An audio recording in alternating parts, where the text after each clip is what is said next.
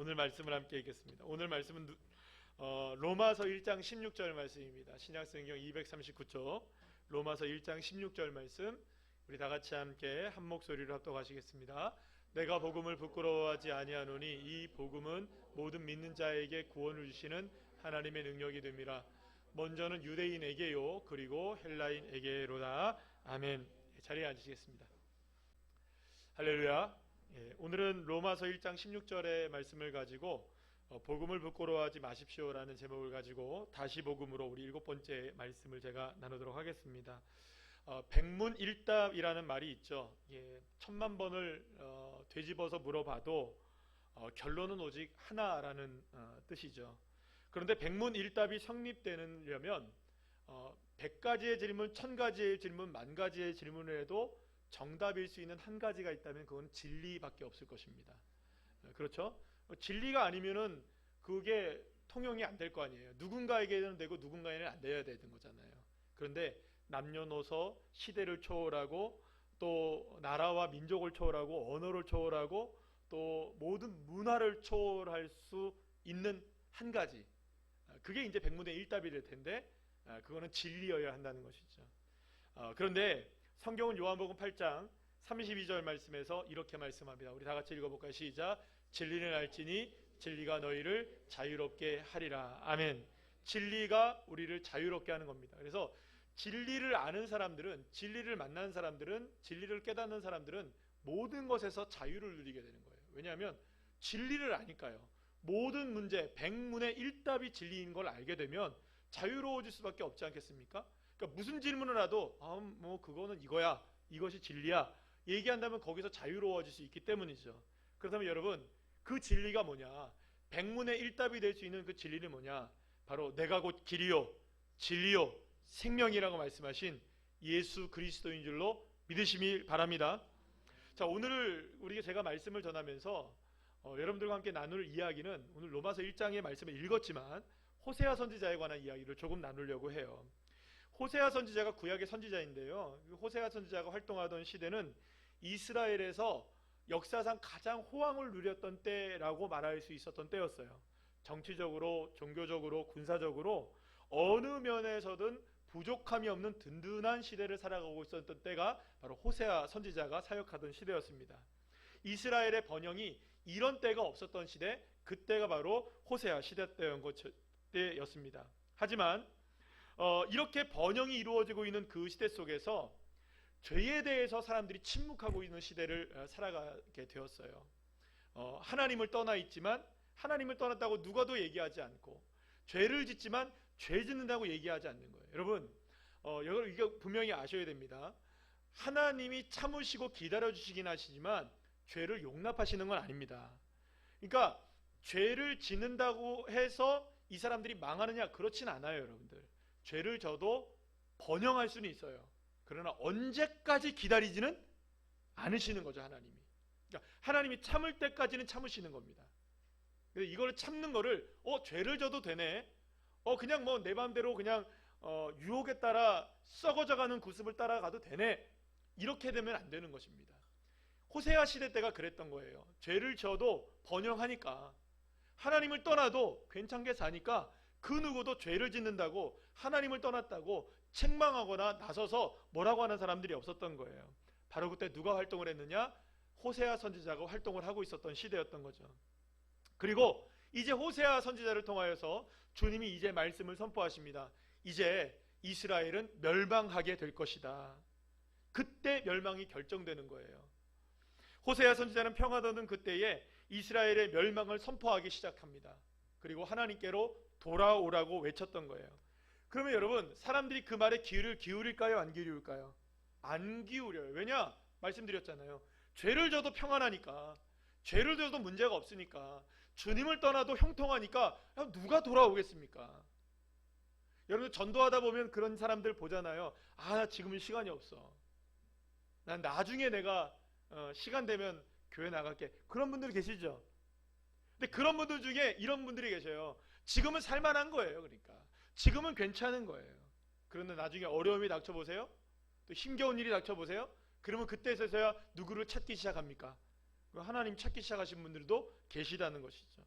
그러니까 여러분, 평안할 때는 모르는 거예요. 평안할 때. 호세아 선지자도 평안할 때 외쳤던 거예요. 하지만 그 누구도 호세아 선지자의 말에 귀를 기울이지 않았던 것이죠. 그리고 이런 이스라엘을 향해 하나님은 이렇게 선포하십니다. 호세아 5장 4절에서 5절 말씀인데요, 우리 다 같이 한번 읽어볼까요? 시작. 그들의 행위가 그들로 자기 하나님에게 돌아가지 못하게 하나니 이는 음란한 마음이 그 속에 있어 여호와를 알지 못하는 까닭이라. 이스라엘의 교만이 그 얼굴에 드러났나니 그 죄악으로 말미암아 이스라엘과 에브라임이 넘어지고 유다도 그들과 함께 넘어지리라. 아멘.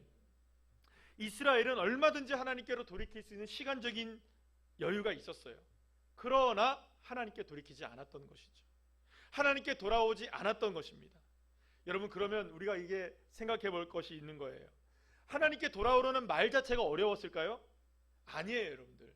하나님께로 돌아오라는 말이 어려운 건 아니에요. 그러나 왜 그 말에 따를 수가 없느냐?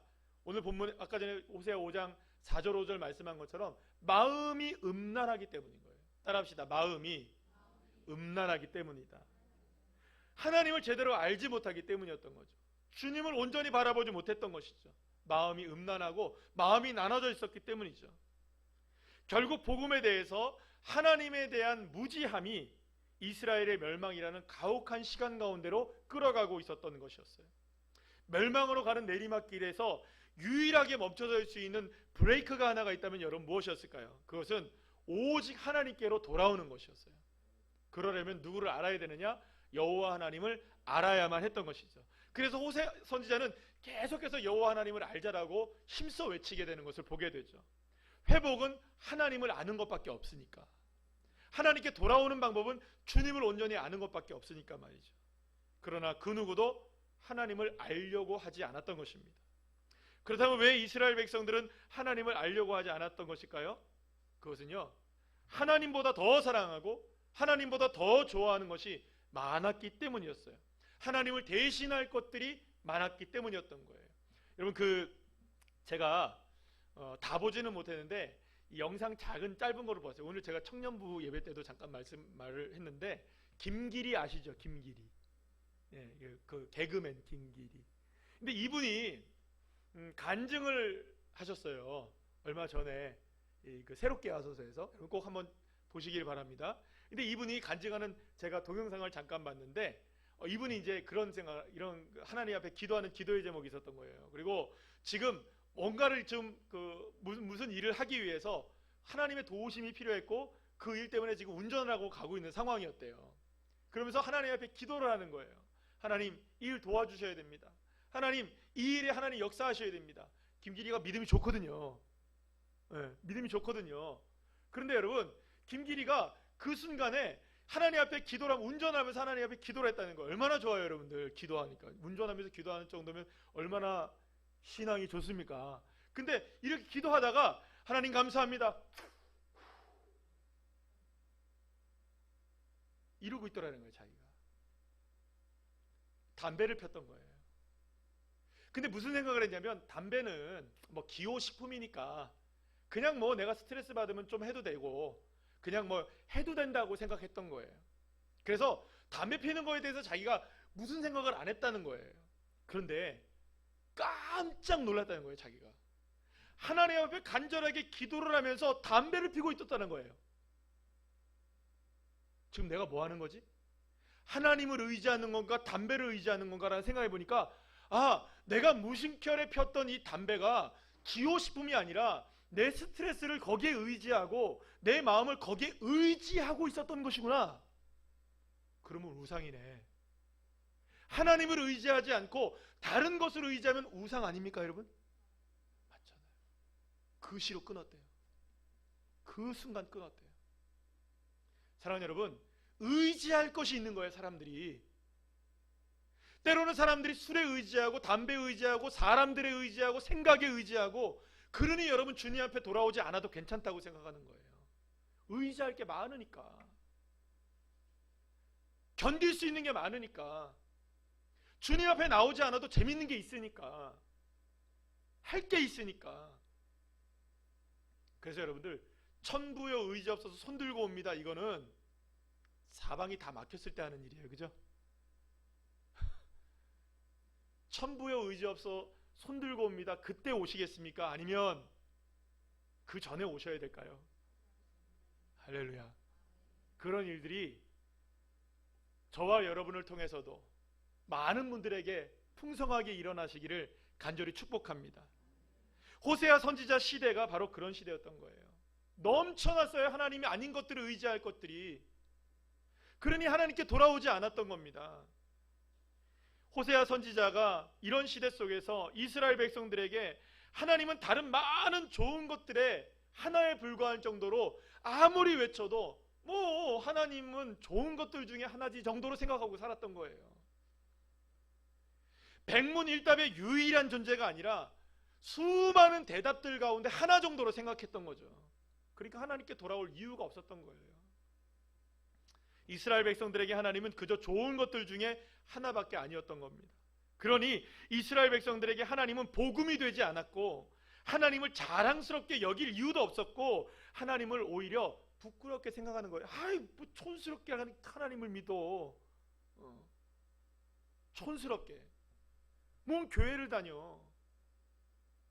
우리가 얼마나 놀 게 많은데, 우리가 얼마나 할 게 많은데. 제가 뭐 때문에 예전에 얼마 전에 토요일 날은 제가 어디를 안 가는데 뭘 급하게 살 일이 있어가지고 마트를 가봤어요. 토요일 날 사람이 마트에 많대요. 토요일 날 저는 그렇게 많은 줄 몰랐어요. 그리고 또 주일 날 뭘 살 게 있어가지고 마트를 한번 갔더니 주일에 더 많아요. 와, 그 제가 생각을 했어요. 이러니 교회를 나올 수가 있겠나? 이렇게 사람들이 여기에 많은데 너무너무 좋은 것들이 많으니까. 물론 여러분들 교회 뭐 주일날 마트 가지 말라는 소리도 아니고 토요일날 마트 가지 말라는 소리 제가 하는 거 아닙니다. 가셔도 뭐 괜찮습니다. 실망하지 마시고 시험에 들지 마시고. 제가 말씀드리는 건 바로 그겁니다. 너무 많은 거예요. 하나님 아니어도 즐길 게 많으니까, 얻을 게 많으니까. 이스라엘 백성들이 바로 그런 삶을 살아갔던 거죠. 오히려 복음을 부끄럽게 생각하고. 그렇다면 사랑하는 여러분, 오늘 이 시대는 어떨까요? 이 시대의 그리스도인들은 정말로 하나님을 자랑스럽게 여기고 있을까요? 하나님을 그저 좋은 것 중에 하나 정도로 우리도 그렇게 여기며 살아가고 있는 것은 아닐까요? 사실 이런 생각을 하게 되면 이 시대를 향한 하나님이 어떤 생각을 가지고 계실까, 그 생각 자체가 두려워지기 시작합니다. 왜냐하면 호세아 선지서를 읽어보게 되면, 호세아서의 말씀을 읽어보게 되면 이스라엘을 향한 하나님의 이 어마어마한 선포들은 대단하시거든요. 그러면 여러분, 이 시대도 예외일 수 있을까요? 그렇지 않죠.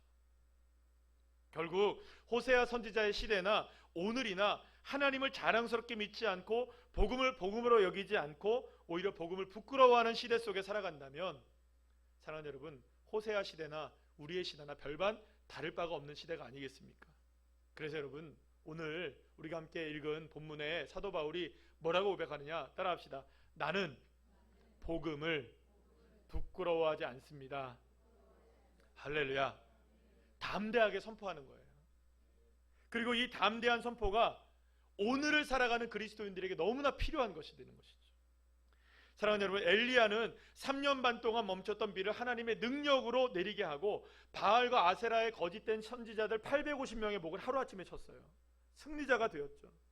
하지만 이러한 엘리야의 헌신적인 노력에도 불구하고 이스라엘 백성들은 여전히 변화가 없었어요. 여전히 여호와 하나님을 섬길 것이냐 바알을 섬길 것이냐, 그 사이에서 머뭇하고 있었던 겁니다.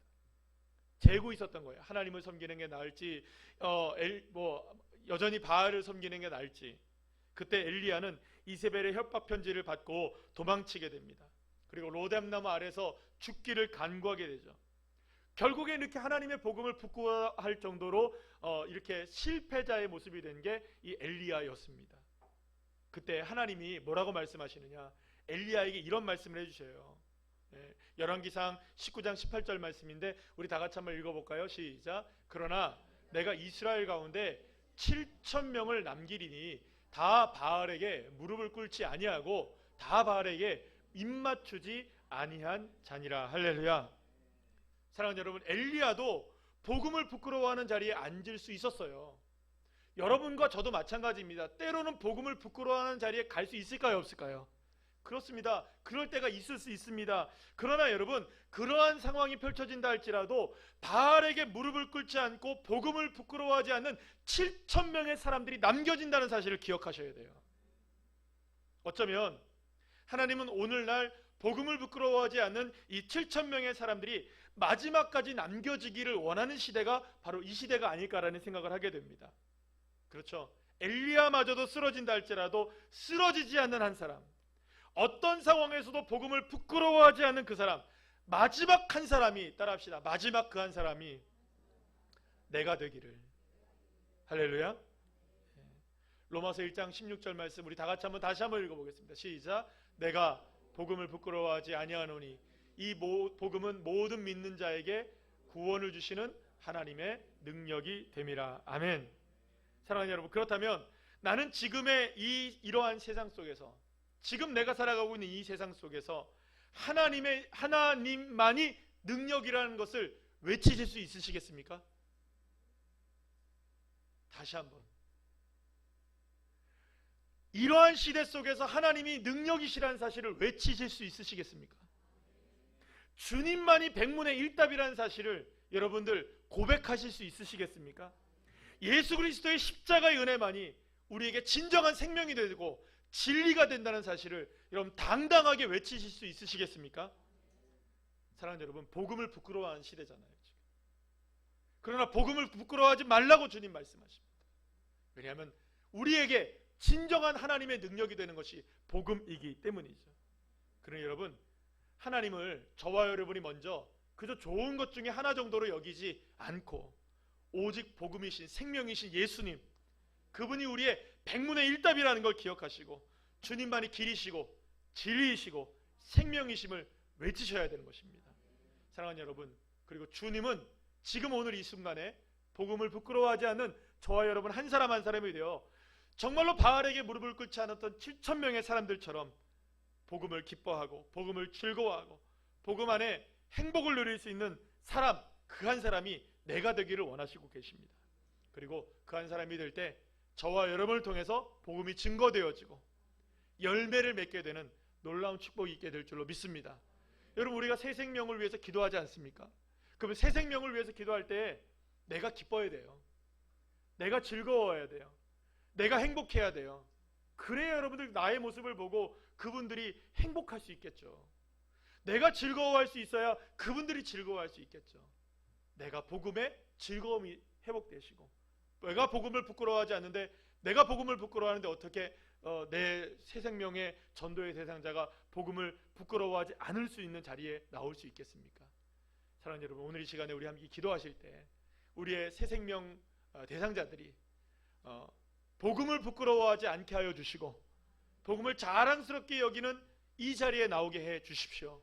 그리고 내가 먼저 복음을 자랑스럽게 여기는 삶이 되게 하여 주십시오. 우리 함께 기도할 때 놀라운 하나님의 역사가 일어나게 될 줄로 믿습니다.